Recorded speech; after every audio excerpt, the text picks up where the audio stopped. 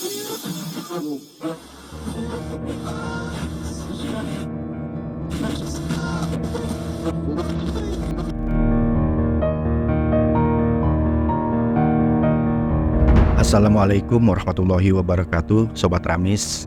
Salam sejahtera bagi kita semua. Semoga Sobat Ramis dalam keadaan sehat walafiat.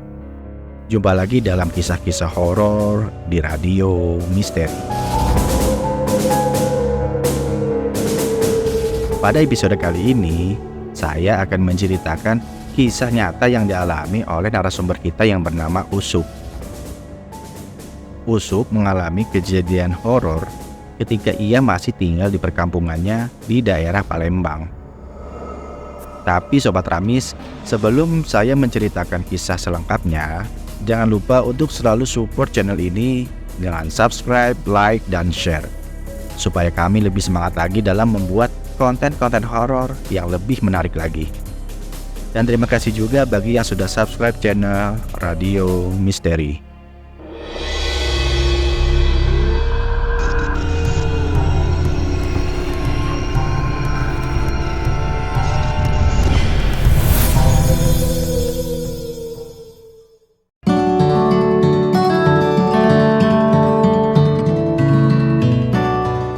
Nah, Sobat Ramis, kisah ini terjadi sekitar tahun 1980-an. Dan ketika itu, Usup masih duduk di bangku kelas 5 SD. Usup mempunyai teman sekelas yang sering bermain bersama. Selain teman sekelas, rumah mereka juga saling berdekatan. Jadi biasanya nih, sehabis pulang sekolah, Usup bersama Narto, Bakri, Ius, dan Suhar, mereka itu langsung main di halaman atau di kebun yang tidak terlalu jauh dari rumah mereka.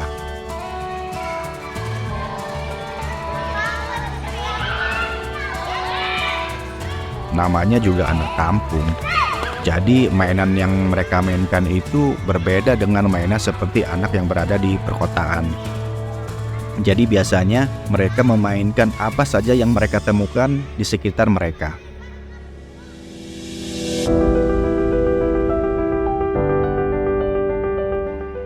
Pada suatu hari, tidak seperti hari biasanya. Kali ini mereka itu sudah mulai merasakan bosan dengan permainan yang itu-itu saja. Main apa lagi yuk kita? Bosan setiap hari main ini baik. Ujar Ius dengan logat Palembangnya yang masih kental. Kawan-kawan, Cak Mano kalau kita main kemah-kemahan baik. Ajak Usup kepada teman-temannya yang lain. Tapi main kemah-kemahan di mana, Sup? Masa main kemah-kemahan di sini? Mana seru lah main kemah-kemahan di dekat rumah. Ujar Narto kepada Usup.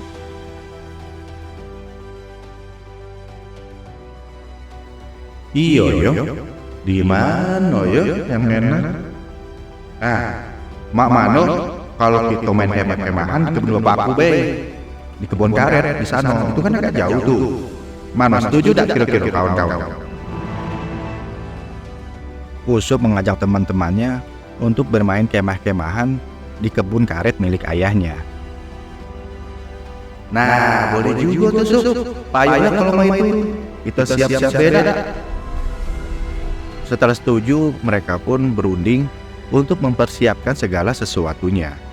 Mereka pun berbagi tugas untuk membawa perlengkapan kemah.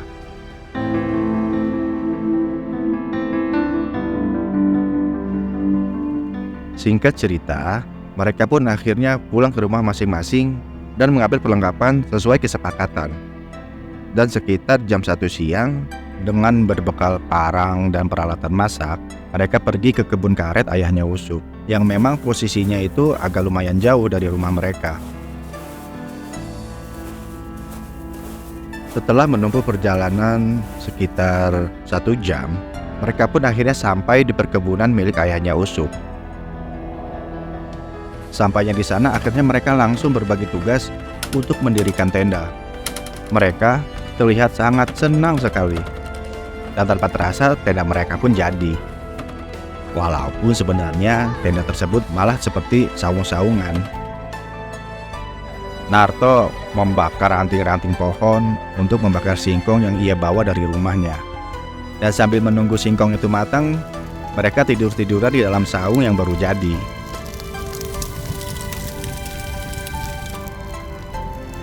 Obrolan mereka pun terhenti ketika Usup mendengar sesuatu.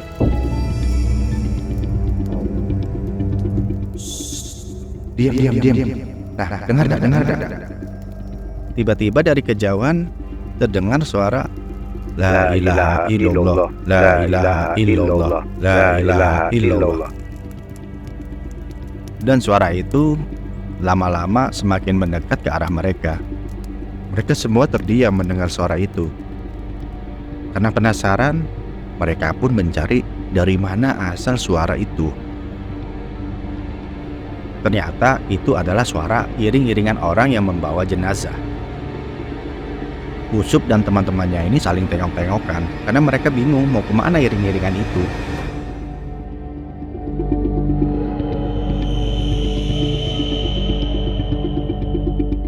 Oh, iring-iringan jenazah, Sup. Tapi kok dibawa ke sini yo? Emang di sini ada pemakaman, Sup? Tanya Ius kepada Usup. Entahlah, aku juga tidak tahu, Yus. Pak Mano kalau kita ikut di Baida. Ajak Usup kepada teman-temannya. Karena sebenarnya mereka tidak tahu kalau di sekitaran mereka itu ada sebuah pemakaman umum. Karena penasaran, mereka pun diam-diam mengikuti iring-iringan tersebut. Dan ternyata tidak jauh dari lokasi perkebunan milik ayahnya Usup itu ada sebuah pemakaman. Dan mereka pun mengikuti proses pemakaman itu sampai selesai. Setelah selesai dan rombongan para pengiring jenazah itu membubarkan diri, Usup dan teman-temannya ini kembali ke saung mereka. Setelah Usup dan teman-temannya sampai di saung mereka, singkong yang mereka bakar tadi itu ternyata sudah matang. Sambil menikmati singkong bakar, mereka membahas tentang pemakaman yang ada di belakang kebun itu. Dan akhirnya obrolan pun menjadi obrolan seputar kisah-kisah horor. Di tengah-tengah obrolan itu, tiba-tiba Usup punya ide yang nyeleneh. Usup bilang kepada teman-temannya ingin merasakan sensasi berada di kuburan pada malam hari. Aku kau nih, Sup, ado-ado baik ide kau nih. Aku tak maulah, aku takut lah, Sup, nongkrong malam-malam di kuburan. Ujar Narto kepada Usup. Baiknya, masa takut? Itu kan rame-rame. Kecuali sendiri barulah takut. Orang kita ini kan berlimo, masa takut juga? Tantang Usup kepada teman-temannya. Awalnya teman-teman Usup ini menolak. Tapi setelah terjadi perdebatan, mereka sepakat untuk nongkrong di tengah pemakaman saat malam hari. Dan akhirnya mereka sepakat untuk melakukan aksi mereka tersebut di hari Sabtu malam Minggu. Karena kebetulan hari Minggu adalah hari libur sekolah.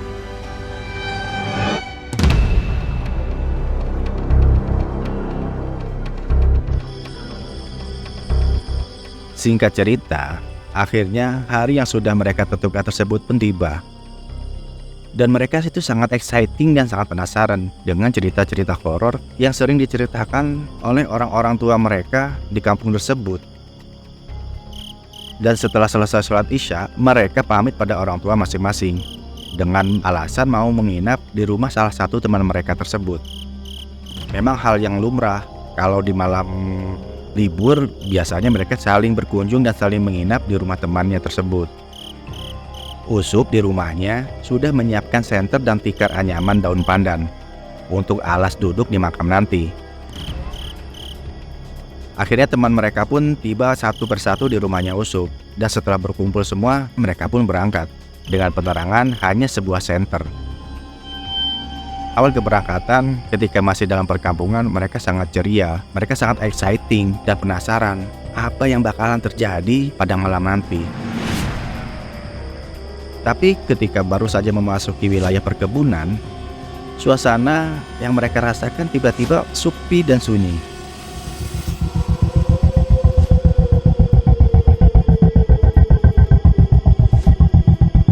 Di daerah perkebunan tersebut tidak ada cahaya penerangan, sudah tidak ada rumah penduduk. Jadi memang sudah betul-betul sangat gelap gulita. Usuk berjalan paling depan karena ia yang membawa senter. Sedangkan keempat temannya yang sudah mulai merasakan ketakutan mengikuti Usuk dari belakang. Sup, udahlah Sup, itu balik baik yuk. Aku takut Sup. Ih, sepinian ini jalanannya.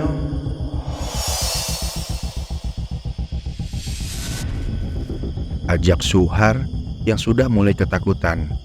Ia pun berpindah posisi dari yang paling belakang pindah ke paling tengah. Tapi namanya anak-anak, saling berebutan untuk di posisi tengah. Karena kalau di posisi belakang, mereka takut kalau ada yang nyolek. Woi, apa ributnya di belakang? Pada rebutan di posisi tengah. Kalau ada yang mau di belakang, biar aku bayo. Nih pegang senter di depan. Tantang Usuk kepada teman-temannya, karena teman-temannya tidak ada yang mau berjalan paling belakang. Lucunya, teman-temannya Usuk pun tidak ada yang berani jalan paling depan.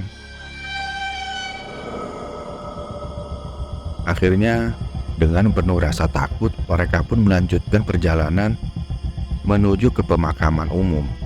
Jadi, rasa takut yang mereka rasakan bisa dikalahkan oleh rasa penasaran yang begitu tinggi. Setelah tiba di pemakaman, Usuk langsung menggelar tikar yang ia bawa, dan mereka pun berebutan untuk duduk di posisi tengah. Setelah mereka duduk dan saling merapatkan tubuh mereka berlima tidak ada yang bersuara. Mereka tuh hanya saling pandang satu sama lain. Suasana di pemakaman itu sangat sunyi. Hanya binatang malam saja yang terdengar oleh mereka. Lama mereka duduk dan tidak terjadi apa-apa. Untuk menghilangkan kejenuhan dan iseng, mereka pun makan cemilan yang mereka bawa dari rumah. Kira-kira kurang lebih 1 jam, tiba-tiba mereka mendengar suara ringkikan kuda. Suara itu sangat jelas sekali.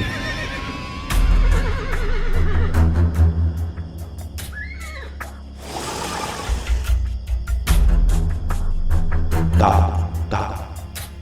Kau dengar Darto? Bisik Usuk kepada Narto. Iyo, aku juga dengar.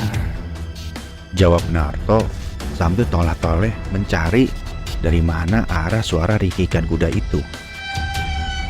Iya, aku juga dengar. Timpal Bakri sambil memindahkan tempat duduknya lebih rapat kepada Usuk. Mendengar suara ringkikan kuda itu, adrenalin mereka pun jadi lebih meningkat. Ketika mereka sedang mencari-cari dari manakah arah suara ringkikan kuda itu, mereka berlima dikagetkan oleh suara keramaian.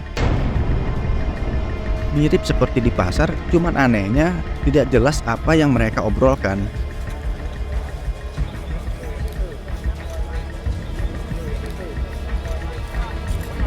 Menempatkan suasana seperti itu, mereka berlima pun semakin merapatkan duduk mereka. Mereka merasa seperti bukan berada di pemakaman karena saking ramainya suara orang yang mengobrol tersebut.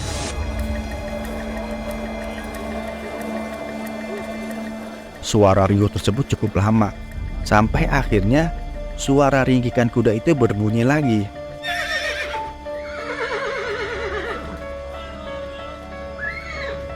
Dan anehnya, seketika suara riuh itu berhenti begitu saja. Dan suasana pun kembali sunyi dan mencekam. Karena saking takutnya, akhirnya mereka pun langsung merapikan tikar dan mereka pun lari terbirit-birit tanpa menoleh ke belakang. Usuk berlari paling depan dan keempat temannya mengikuti Usuk kemana arah Usuk berlari. Dan mereka berempat akhirnya menginap di rumah Usuk. Karena keempat temannya Usuk itu tidak berani untuk pulang ke rumah masing-masing.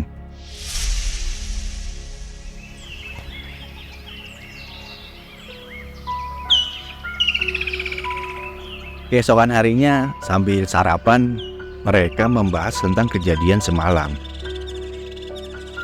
Iyo, aku kaget nian pas dengar suara kuda tuh. ujar Bakri sambil menyuap nasi goreng yang dimasak oleh ibunya Usuk. Iya, takut sih takut. Tapi ngapa kok sampai nangis segala? Celetuk Usuk meledek si Bakri dan disambut ketawa oleh teman-temannya yang lain. Di tengah obrolan tersebut tiba-tiba Suhar bercerita kalau dulu kakeknya pernah menangkap pocong saat baru keluar dari kuburan. Apa dia Kang Suhar? Mak mano kulo nangkep pocong dulu. Teman-temannya tidak percaya dengan cerita Suhar tersebut. Iya nian. Ai kau tidak percaya. Kakek aku malah kasih tahu cak mano caranya nangkep itu pocong. Kalau tidak percaya, bolehlah kita coba. Mau tak kira-kira? Tantang Suhar kepada teman-temannya. Tapi yang namanya bocah, mereka malah mulai penasaran dengan apa yang diceritakan oleh Suhar tersebut. Dan mereka ingin sekali membuktikan ucapan kakeknya Suhar itu. Karena menurut sang kakek, pocong itu keluarnya jam 4 sore. Dan biasanya di makam tempat pocong itu keluar, terdapat lubang di nisan bagian kepala. Ayo, siapa yang takut? Bolehlah kita coba. Kagak aku siapin peralatannya ya. Kagak sore kita cari makam yang gak ada pocongnya. Cak mana? Dan mereka pun sepakat untuk membuktikan cerita Suhar sesuai dengan apa yang diceritakan oleh kakeknya itu.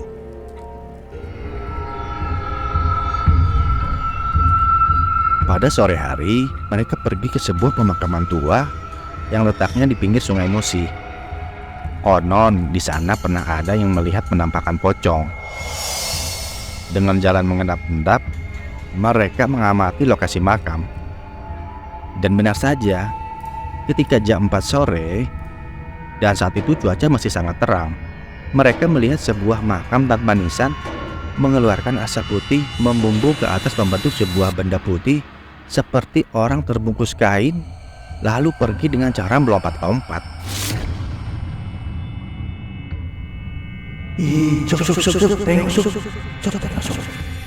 Ujar Suhar sambil mengikut-ikut Usuk yang berada di sampingnya. Mereka sangat terkejut melihat kejadian itu. Dan tanpa dikomando, mereka pun berlari terbirit-birit.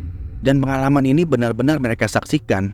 Dan itu nyata, berdasarkan cerita Usuk sebagai sang pelaku. Keesokan harinya, mereka kembali lagi ke makam tersebut. Dan memasang botol kosong yang lubangnya menghadap ke lubang yang ada di bagian atas makam. Lubang di atas makam tersebut berdiameter sekitar 2,5 cm-an, hampir sama dengan lubang pada botol. Setelah memasang botol, lalu mereka bersembunyi tidak jauh dari makam tersebut. Mereka semua tidak ada yang bersuara, sambil terus mengamati botol yang berada di atas makam.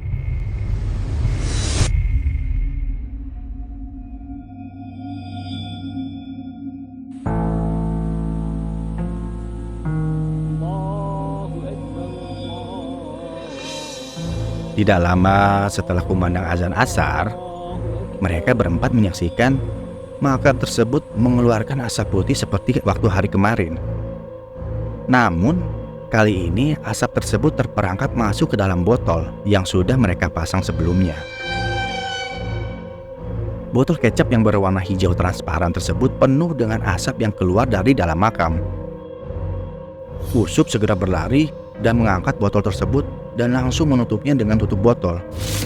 Lalu ditambahkan plastik di tutup botol tersebut serta mengikatnya dengan karet gelang berlapis-lapis agar kuat dan tidak mudah lepas. Memang Usuk ini anak yang paling berani di antara teman-temannya yang lain. Lalu mereka berlari membawa botol tersebut ke sungai dan melemparkannya. Entah apa yang ada di benak bocah-bocah ini melihat botol yang berisi asap tersebut timbul tenggelam di air. Mungkin Sobat Rame sekalian belum banyak yang tahu mengenai hal ini. Tapi ini adalah nyata dan pelakunya sampai hari ini pun masih ada.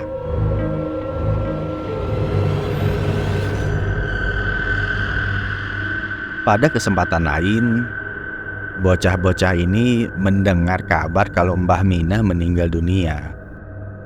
Mbah Minah adalah dukun beranak di kampung sebelah. Mbah Minah ini sangat terkenal di wilayah mereka karena ilmunya yang dapat membantu persalinan dan juga dapat mengobati orang-orang yang kesurupan.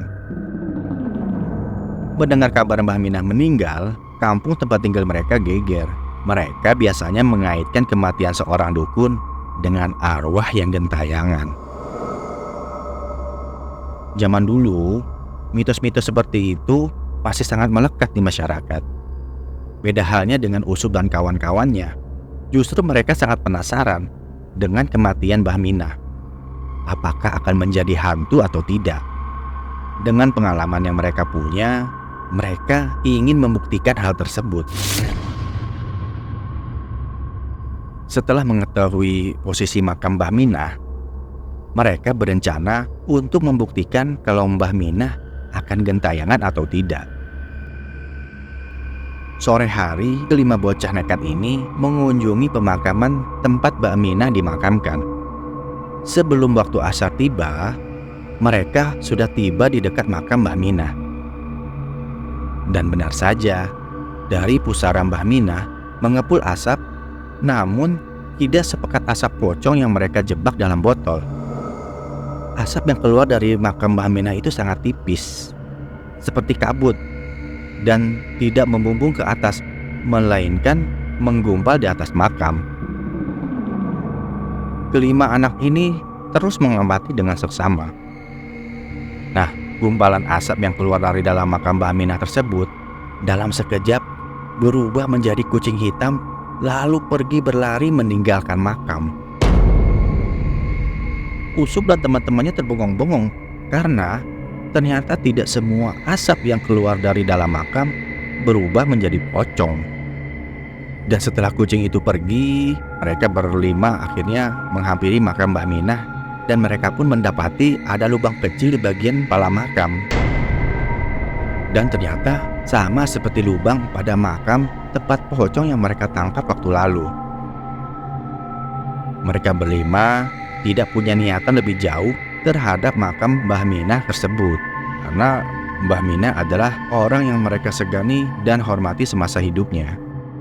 Perkara arwah Mbah Minah yang gentayangan dalam wujud kucing, biarlah Tuhan dan Mbah Minah yang tahu, dan mereka pun tidak memperdulikannya.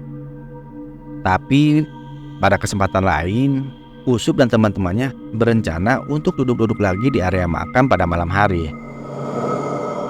Namun mereka tidak mau lagi di makam yang sudah mereka jelajahi. Mereka ingin mencoba makam di kampung lain yang banyak pohon besarnya. Akhirnya pilihan mereka jatuh pada makam yang ada di Dusun Prajen. Makam tersebut tidak terlalu luas seperti makam yang sebelumnya, tapi lokasi di makam Dusun Prajen ini banyak pohon besarnya. Dan konon makam ini sudah ada sejak zaman Belanda. Dengan berjalan kaki, para petualang ini menuju ke pemakaman yang berada di Dusun Prajen. Kali ini mereka memilih malam Jumat agar nuansa horornya lebih dapat lagi, pikir mereka. Dan tiba di tengah makam, seperti biasa mereka langsung menggelar tikar lalu duduk seperti orang uji nyali. Dan benar saja, di area makam Dusun Prajen ini, suasananya sangat berbeda.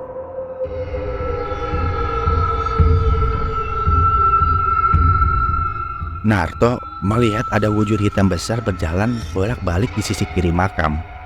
Narto pun mencolok teman-temannya, tapi tidak bersuara, hanya menunjuk memberi kode untuk melihat apa yang ia lihat. Kalau di makam sebelumnya terdengar suara orang yang sangat ramai, tapi di makam ini mereka mendengar suara perempuan menangis dan jumlahnya lebih dari satu.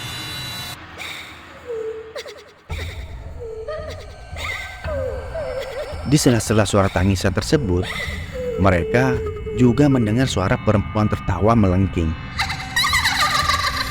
Ada juga suara orang minta tolong.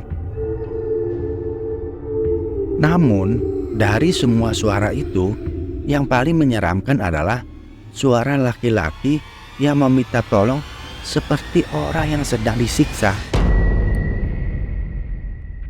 Menurut Usuk, suara itu sangat sulit dijelaskan dengan kata-kata.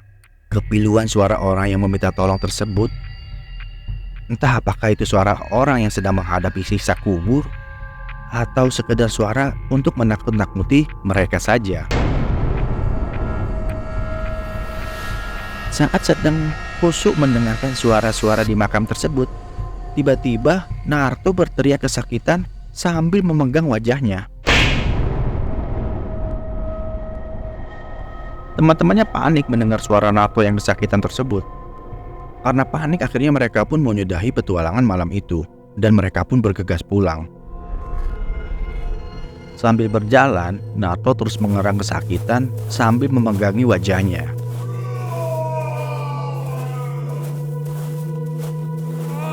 Dan saat sampai di pemukiman yang lumayan agak terang, Usuk memeriksa wajah Naruto. Dan alangkah kagetnya mereka melihat pipi Naruto sebelah kanan membiru seperti terkena pukulan benda keras. Selain berwarna biru, pipi dan mulut Naruto terlihat miring, atau dalam bahasa Palembang disebut mencong. Dan posisi itu tidak bisa dikembalikan seperti semula. Melihat kondisi seperti itu, mereka semakin panik. Usuk dan teman-temannya akhirnya langsung membawa Naruto ke rumah Wakasim. Assalamualaikum, Wak. Wakasim. Assalamualaikum, Wak. Wakasim.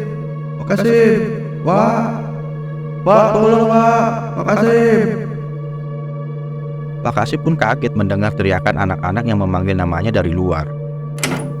Wakasim tambah kaget lagi ketika melihat wajah Naruto yang sudah mencong tersebut. Astagfirullahaladzim. Kenapa kau gitu? Hai, budak-budak ini adu-adu baik. Ayo masuk. Lalu Wakasim menyuruh anak-anak itu masuk ke dalam rumahnya dan menyuruh mereka menunggu di ruang tamu. Dan beberapa saat kemudian, Wakasim keluar kamar sambil membawa air putih di dalam gelas. Wakasim pun memegang pipi Naruto sambil membacakan doa. Lalu ia mengusap-ngusap pipi Naruto dengan air yang ada di dalam gelas itu. Berangsur-angsur wajah Naruto kembali seperti semula. Dan akhirnya mulutnya pun dapat digerakkan kembali. Tapi warna biru di pipinya masih terlihat sangat jelas. Dan kata Wakasim, Naruto itu digambar setan. Karena sudah mengganggu tempat mereka. Mendengarkan cerita Wakasim, mereka berlima hanya bisa saling menatap.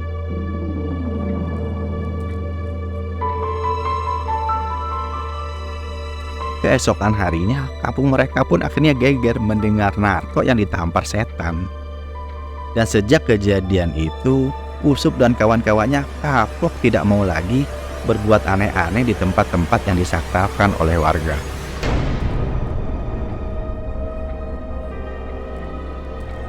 Dan saat ini Usuk dan Naruto masih hidup, dan keduanya sama-sama menjadi pengurus mushola walaupun di daerah yang berbeda.